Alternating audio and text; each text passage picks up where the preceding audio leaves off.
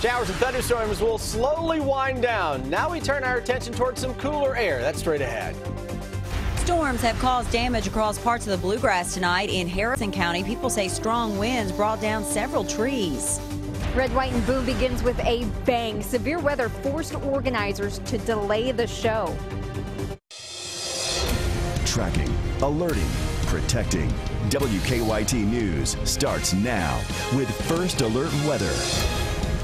Good evening. It's been a night of rough weather as rounds of strong and severe storms moved across Kentucky, and a WKYT First Alert Severe Weather Day continues. Here's a look at some of the damage that has been reported tonight. Steven sent this eyewitness picture showing downed trees blocking Clintonville Road in Bourbon County. We'll have more on the damage in a moment, but we begin tonight with Chief Meteorologist Chris Bailey. Is it starting to be a little more calm out there? Yeah, the overall severe threat now much lower across central and eastern Kentucky. And those severe weather reports from the earlier storms continue to trickle in, so you're going to see a lot of additional reports that are slowly coming in and adding to the system here across central and eastern Kentucky. But late evening, live First Alert Defender looking a lot better. And I know you're looking at this, you're thinking, what looks better about this? You got rain almost everywhere. Well, we're not tracking a lot of severe thunderstorms, so that is certainly much better news. Southeastern Kentucky, still some heavy rain, maybe a little wind gusts here on the Licking River Valley, Big Sandy Valley. Otherwise, just some noise, some locally heavy downpours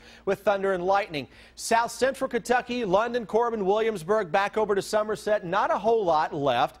Then we go back toward sections of Lake Cumberland, over toward Glasgow and Bowling Green. Some other showers and storms are beginning to fire up here. Lexington Metro, not a whole lot that is out there, though we're looking to our west and southwest, and we're seeing additional rounds of showers and storms that are beginning to crank up. So the potential heading into the overnight for some additional thunder and lightning producers with us right on through early tomorrow morning. Guys, there's a big area of low pressure that is out there. That while the severe weather threat continues to lower, that low pressure is going to make its way across the region and still crank out some potentially locally heavy downpours tonight and early tomorrow. So a flash flood watch continues for most of central and eastern Kentucky. When I come back in a bit, we're going to time the back edge of the rains across central and eastern Kentucky and show you a big cool down. That's 10-15 minutes from now. All right, Chris, thank you. Well, as we mentioned, there are some reports of damage around central Kentucky tonight. In Harrison County, emergency crews say strong winds brought down several trees. Monique Blair talked to some people who now have a lot to clean up. She continues our First Alert Weather Team coverage. We have seen it hail. We have had tornadoes come around us. Lori Kane says she has endured quite a bit of severe weather while living on Grays Run Pike in Harrison County, but nothing as severe as what she experienced Friday evening. Just really extreme high winds. We've been here about 18 years, and it's never been this bad. Kane says she was inside her home when the storm hit. You couldn't see not 10 feet out from you. That's when she says she knew it was going to cause significant damages. It's pulled our swing set over. The trees are down everywhere. It sounded just like a roaring, just heavy rain. The rain was just horrible. So horrible, Lori says, that her farms flooded very quickly. Storm damage appears to have hit several areas of Harrison County. After driving through the area after the storm hit, we saw several trees down in the area and even what appeared to be the roof of a barn that had blown off. We saw several pieces of debris littering the roads while driving through the county. On Connorsville Road, crews spent about an hour moving this damaged tree off the road. I'm floored.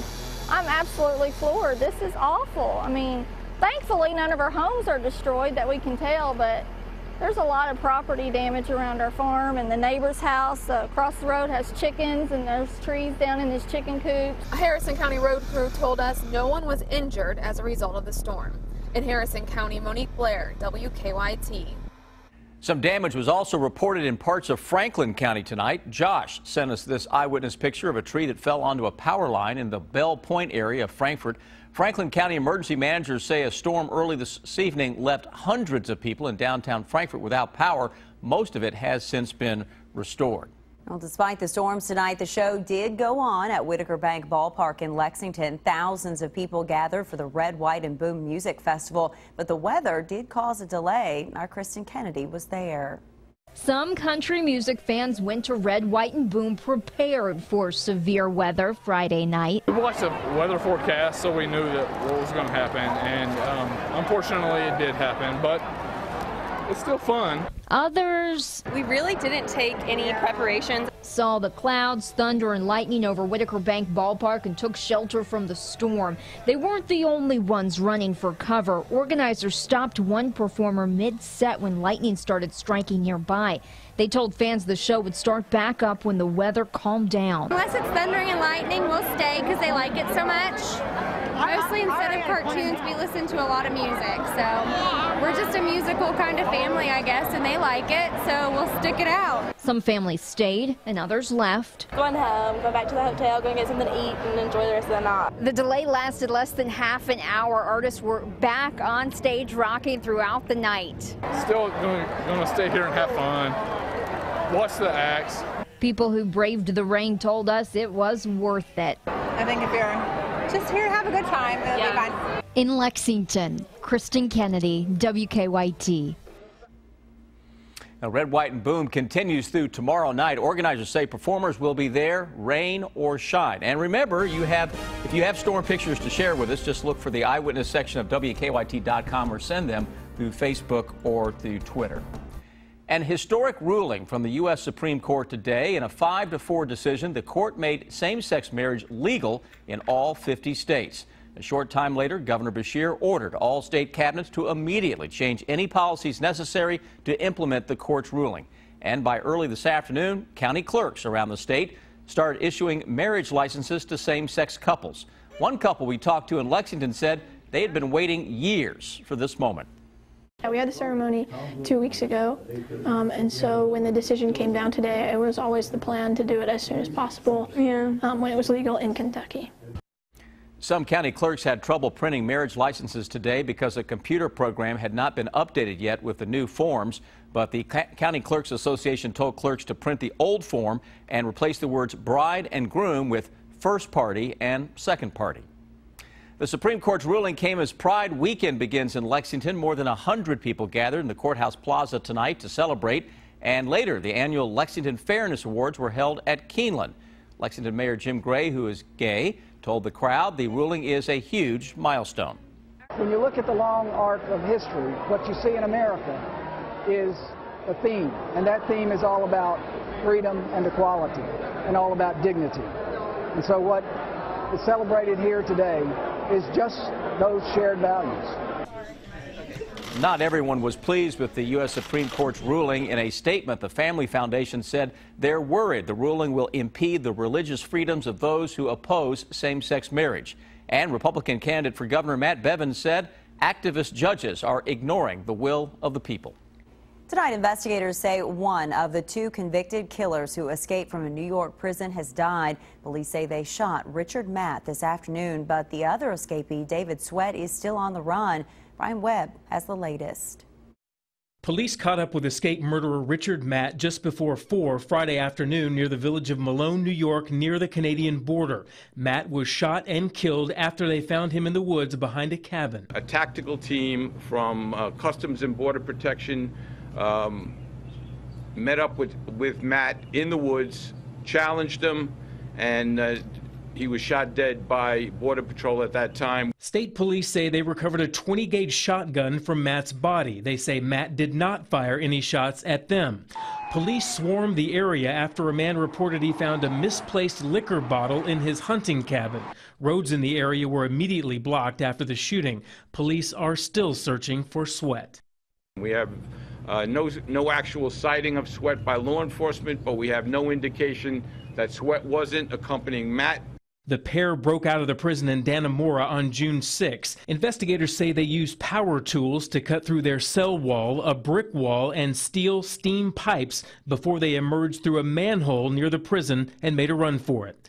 2 prison employees have been arrested in connection with the escape. Matt was serving 25 years to life for kidnapping, killing, and dismembering his former boss. Sweat was serving a life sentence for shooting a sheriff's deputy to death. Brian Webb for CBS News, New York.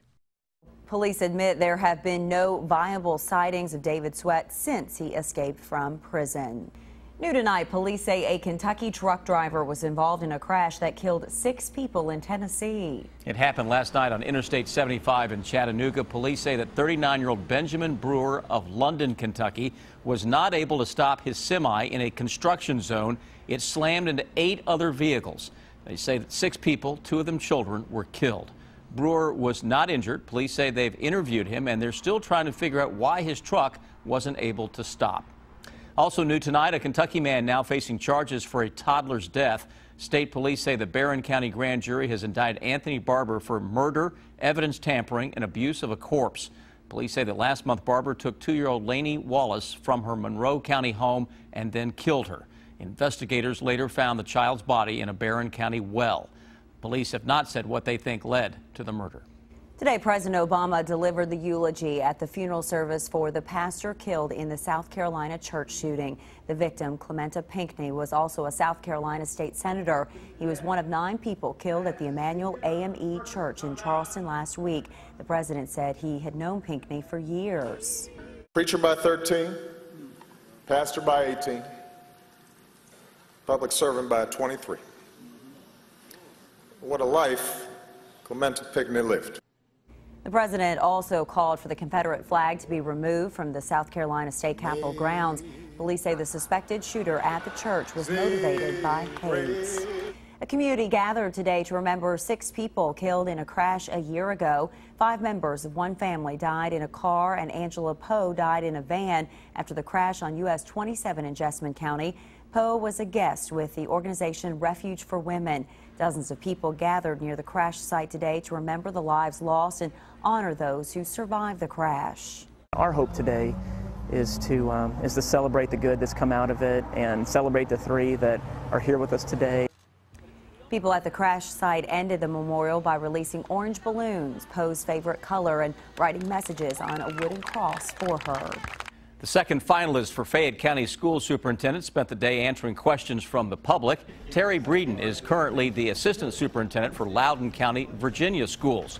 She met with focus groups this morning, then attended a news conference and finished the day with a public forum. Breeden says her experience with big school districts can help her here if she's hired. I don't know. I think I have a definite leadership style. I am a distributive leader. You can't run large school systems and be a micromanager. According to our news partners at the Lexington Herald-Leader, the Fayette County School Board had to cancel its Wednesday interview with the other finalist, Emmanuel Kalk, because the district didn't give the required 24 hours public notice of the meeting. So to be fair to both candidates, the board will interview Kalk and Breeden via Skype this weekend.